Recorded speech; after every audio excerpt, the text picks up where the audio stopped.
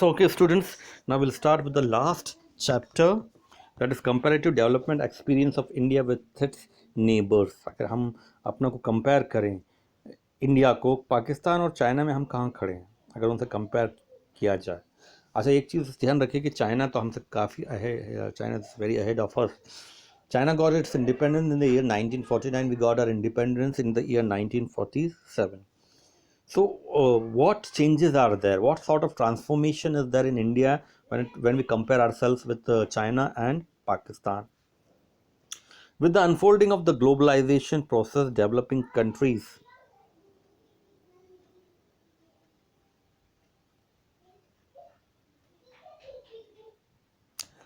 with the unfolding of the globalization process, developing countries are keen to understand the developmental processes pursued by their neighbors as they face competition from developed nations as well as among themselves. So today we are living in a global world. Okay, so where we are standing when we compare ourselves with developed nations and developing nations, isn't it? अगर हम बात करें foreign direct investment की, investment it is much larger compare to India and Pakistan and a much stronger driver of investment. It is much larger compare to India and Pakistan. ये हम China की बात कर रहे हैं अभी. हाँ, and a much stronger driver of growth. As is at special economic zones की बात की जाए, policy of China is of central significance including FDI. Special economic zones are offering robust infrastructure facilities for FDI. देखो, एक चीज़ मैं बताऊं, China और America, China got its independence in the year 1949 और हमको 47 में मिली थी independence. Today China and America, they are worst enemies. Okay, बहुत. बट व्हेन इट कम, अरे यार अम्मी इसको थोड़ा चुप करा दो ना उधर. So when it comes to investment, so American companies, they are keen to invest in China as compared to India. Why? Though they have that sort of enmity, but the infrastructure in China is better than India.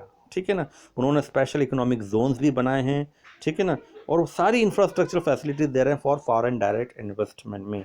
अगर demographic profile की बात करें, आपको मालूम है both India and China, they are known for the large size of population and it is no doubt a hindrance in the process of growth. But आज की तारीख में चाइना का रेट कम हो गया है पॉपुलेशन का, इंडिया का अभी भी बढ़ रहा है. And in the next 20 years China would be, India would be ahead of China. In India population is still considered as a liability, but China आज की तारीख में population is like an asset. Okay, as a hindrance in the process of growth, as it requires a huge amount of maintenance investment. अब आपको इतने सारे लोगों को feed करना है, हर चीज़ रोटी कपड़ा और मकान देना है, तो it is a liability in a general term. ठीक है ना, बट बहुत कुछ बदल गया है चाइना में. Human development, some parameters of human development are as follows.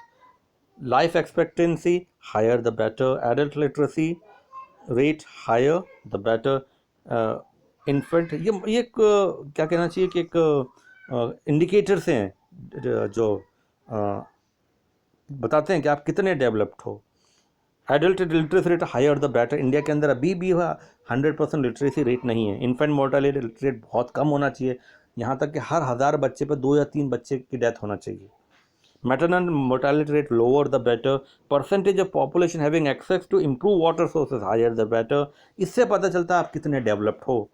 Percentage of undernourished population, lower the better. ठीक है ना, तो ये होना चाहिए.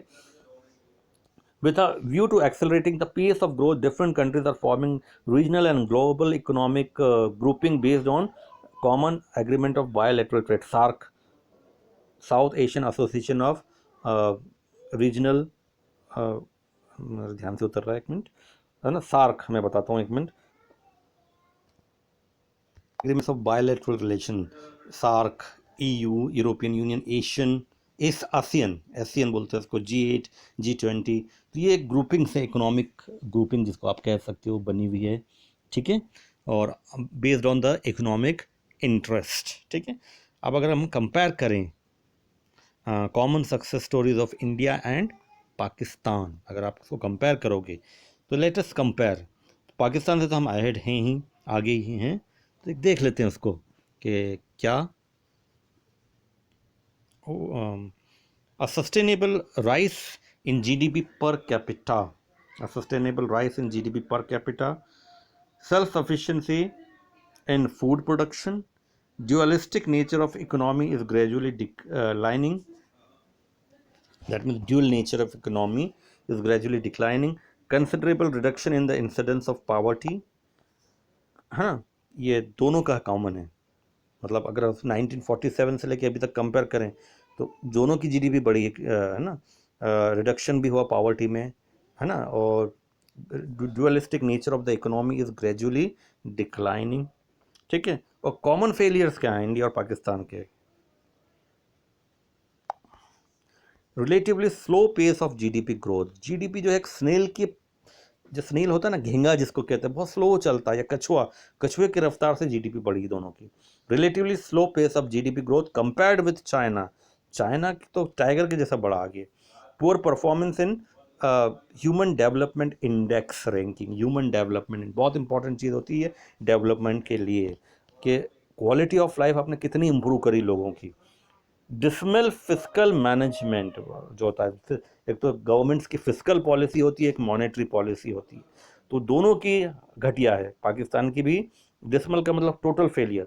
Political survival of a dominating issue rather than good governance. Political survival of a dominating issue rather than good governance. एक चीज़ में हम लोग पाकिस्तान से अच्छे हैं कि हमने डेमोक्रेसी को बचा लिया, पाकिस्तान नहीं बचा पाया. और आज देखिए, there the democracy is there but it is only for the sake of name. ठीक है. Sex ratio is found to be low in all three countries, pointing to social backwardness where people hold high preference for a son in the family. China के अंदर भी ये problem है. China, Pakistan और India के अंदर सेक्स रेशियो दिस. ठीक है ना.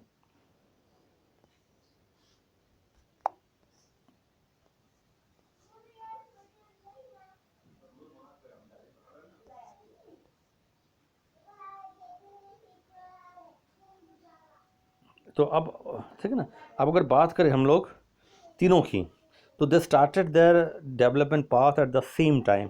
India and Pakistan they got independence in 1947, while China got it independence in 19. देखो यहाँ के लिखा हुआ है people's republic of China. China के अंदर रिपब्लिकनिज्म तो है ही नहीं, है ना, बट लिखा हुआ है ना for the sake of name. वहाँ पे डेमोक्रेसी की पूरी हत्या हो चुकी है एक तरह से. All the three countries have started planning the development strategy in similar ways. India announced its 5-year plans in 1951-56, है ना, किसके जैसा? रशिया के जैसा. पर Pakistan announce its first 5-year plan in 1956 which is called medium term plan. China announce it 5-year plan in 1953. लेकिन directions, दशा और दिशा तीनों की बदल गई. First 5-year plan, China announced its first 5-year plan in 1953.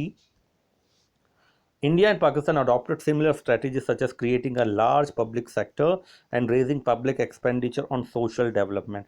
और इंडिया और पाकिस्तान की एक ही स्ट्रेटेजी रही थी, जैसे मैंने बताया था नेहरूवियन मॉडल, कि बड़ी बड़ी इंडस्ट्री स्टैब्लिश कर दो, है ना, and raising public expenditure on social development. Social development में खूब पैसा बहाओ. ठीक है. लेकिन वो कुछ सफल नहीं हो पाया, जिसको हमने देखा. Till the 1980s all the three countries had similar growth rates and per capita income. देखो बहुत समझने वाली बात है, 1980s में तीनों कंट्री एक साथ चल रहे थे, फिर सडनली चाइना अहेड निकल गया. ठीक है ना. पर कैपिटा इनकम से थी.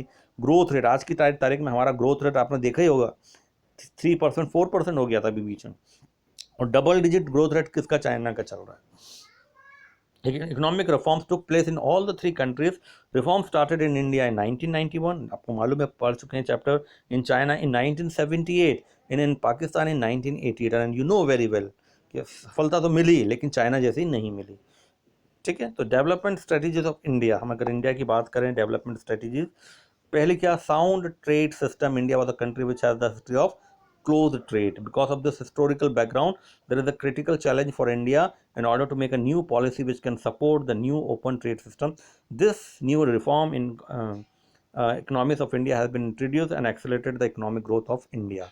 तो हमारा प्रोटेक्शनिज्म था 1991 तक, और 1991 के बाद क्या हुआ? तो वो प्रोटेक्शनिज्म को ओपन कंपटीशन कर दिया लिबरलाइजेशन, ग्लोबलाइजेशन, प्राइवेटाइजेशन से, तो उससे कुछ फ़र्क पड़ा। Reduction in poverty, India has adopted several poverty alleviation programs to reduce poverty in India. This would help in increasing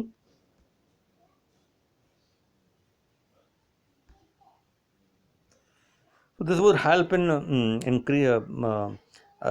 increasing per capita income, rise in nutrition level of poor, and the subsequent fall in percentage of absolute poor in some state. But still स्थिति ये है कि भी 25% of the people they are living below poverty line. तो पाकिस्तान से compare करें तो हमारी हालत अच्छी है, लेकिन वर्ल्ड वाइड कंपेरिजन चाइना से कंपेरिजन लो है। Rural development, under this strategy India adopted various measure for the development of areas like which that are lagging behind in the overall development of village economy में हमने बहुत सारे measures लिए। Employment generation schemes भी निकाली गई। Implementation की problem India में हमेशा रही, प्रोमिसेस बहुत रहे, लेकिन हाँ काम ज़रूर हुआ है गेनफुल सेल्फ एम्प्लॉयमेंट का, यानी कि स्मॉल स्केल इंडस्ट्री भी डेवलप हुई, सेल्फ एम्प्लॉयमेंट का भी काम शुरू हुआ है, और जो है ठीक है एम्प्लॉयमेंट जनरेशन तो हुआ है, but not to that particular extent. ये बहुत इंपॉर्टेंट चीज़ है। अगर डेवलपमेंट स्ट्रेटजीज ऑफ चाइना की बात करें, देखो एक फ़र्क है, जब जहाँ डेमोक्रेसी होती है वहाँ टाइम लगता है, isn't it? Because whenever you talk about democracy, there is opposition, there is government, and people's will is important. But when you have the authoritarian government like China, you implement according to your own whims and fancies certain policies. Okay, तो China के अंदर ये रहा कि भाई हमने ये implement करना है तो करना ही है, there would be no criticism, isn't it?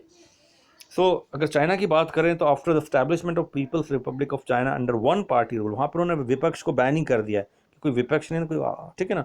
All the critical sectors of the economy, enterprises and land owned and operated by individuals are brought under government control. सारी के सारी all the lands, all the enterprises, the whole economy came under government rule. All the lands also confiscated by the government. No private ownership. ठीक है ना।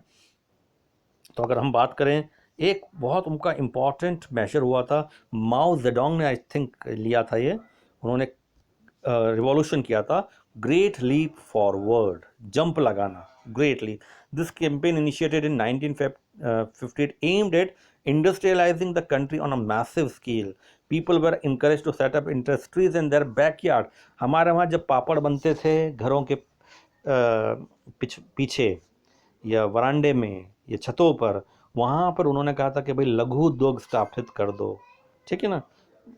Got it? Industries in their backyard. और हमारे यहाँ अभी भी जो आज तो वहाँ पे जो है चाइना के अंदर मोबाइल्स के पार्ट्स जो भी है बनते हैं, है ना, बहुत बड़ी बड़ी इंडस्ट्रीज आ गई हैं वैन टेक्नोलॉजी के एडवांस। हमारे यहाँ आज भी बड़ी और पापड़ ही बनते रहते हैं। In rural areas communes were started under the commune system, people collectively cultivated land. ज़मीन उनके नाम नहीं रहेगी, collectively it will be owned by the people, ठीक है। Great proletarian cultural revolution, proletarian का मतलब होता है मास रिवॉल्यूशन, ठीक है ना, रिवॉल्यूशन बाय कॉमन पीपल। किसने स्टार्ट किया था 1965 में? माओ Zedong. Mao started a cultural revolution on a large scale. In this revolution, students and professionals were sent to work and learn from the countryside. ठीक है, यहाँ पर कल्चरल रिवॉल्यूशन, यहाँ से शहरों से लोगों को कहाँ भेजा गया? विलेजेस में। और ये learn from the country side, country side मतलब गाँव से, लोगों से सीखो, isn't it? कि कैसे डेवलपमेंट करना है। अनलाइक GLF मतलब great leap forward, the cultural revolution did not have an explicit economic rational. GLF का तो इकोनॉमिक मोरल था, GLF का तो इकोनॉमिक एक वो क्या कहना चाहिए रीज़न था, बट कल्चरल का जो ये कल्चरल रिवॉल्यूशन का it was it did not have an explicit economic rationale. In 1970 reforms, since 1970 China began to introduce many reforms in phases. The reforms were initiated in agriculture, foreign trade, investment sector. In agricultural lands were divided into small plots which were allocated to individual household. They were allowed to keep all income from the land after paying taxes. तो ये agriculture में जो है reform हुआ था।